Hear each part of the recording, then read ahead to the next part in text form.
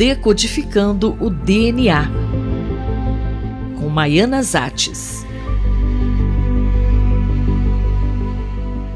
Professora Maiana, qual assunto você nos traz hoje? Hoje eu vou falar de um assunto polêmico, a descriminalização do aborto, que voltou a ser discutida com o voto da ministra Rosa Weber. Um tempo atrás, me convidaram para um debate com vários líderes religiosos e o tema era: aborto, quem decide? Na minha opinião, a única pessoa que pode e deve decidir é a gestante. E é importante lembrar sempre que nenhuma mulher quer abortar. É uma decisão que provoca muito sofrimento, independentemente do motivo que a levar a tomar essa decisão. Mas eu gostaria aqui de levantar outra questão que acredito seja altamente relevante. A nossa legislação permite hoje a interrupção da gestação no caso de fetos com anencefalia.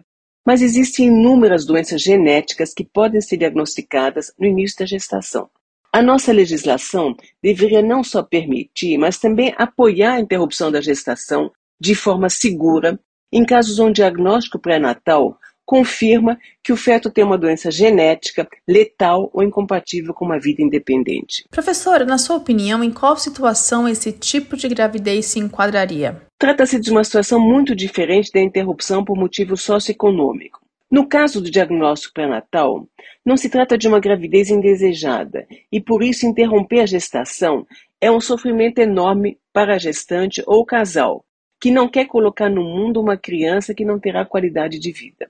Nosso papel como geneticista é dar um laudo confirmando o diagnóstico, mas a decisão do que fazer a partir disso é totalmente da mãe ou do casal. Na nossa experiência, algumas poucas pessoas são contra a interrupção por motivo religioso, mas eu nunca ouvi alguém dizer que é contra porque não é legalizado no Brasil. Sabemos que é um problema econômico, e agora que ele está liberado na maioria dos países vizinhos, qualquer mulher pode ter uma interrupção de maneira segura, desde que possa arcar com os custos. Ou seja, infelizmente, é um problema que atinge só a população mais pobre, justamente aquela que menos pode arcar com o ônus de ter uma criança com uma doença genética.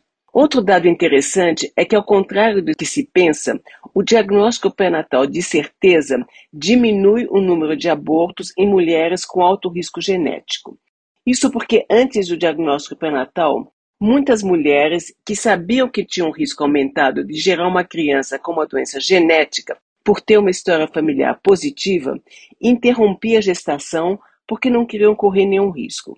E, frequentemente, o diagnóstico pré-natal revela que o feto não tem a mutação responsável pela doença presente naquela família e a gestação é mantida com grande alívio da gestante. Lembro-me de um casal que havia perdido um bebê de 6 meses por causa de uma doença genética. Infelizmente, não haviam guardado o DNA do bebê e, portanto, não tinha sido possível identificar a mutação que havia causado a doença e a causa-morte. Só sabíamos que era uma doença recessiva, isto é, o bebê havia herdado um gene defeituoso em dose dupla, uma cópia vinda do pai e outra da mãe. Começamos então a investigar os pais, na procura de mutações que pudessem explicar o diagnóstico do bebê que havia falecido e oferecer então um diagnóstico pré-natal. E enquanto procurávamos, a mãe engravidou de novo. O casal queria ter outra criança, mas não queria arriscar ter outro com o mesmo problema.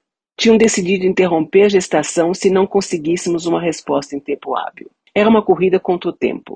Uma semana antes de esgotar os 120 dias de gestação, descobrimos quais eram as mutações transmitidas pelos pais e, para a nossa felicidade do casal, o feto não tinha herdado essas mutações. E assim salvou-se uma vida.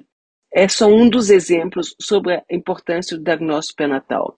Mas temos que oferecer uma interrupção de forma segura no caso da confirmação de um diagnóstico de doença genética grave. Eu, Fabiana Maris, conversei com a professora Maiana Zates.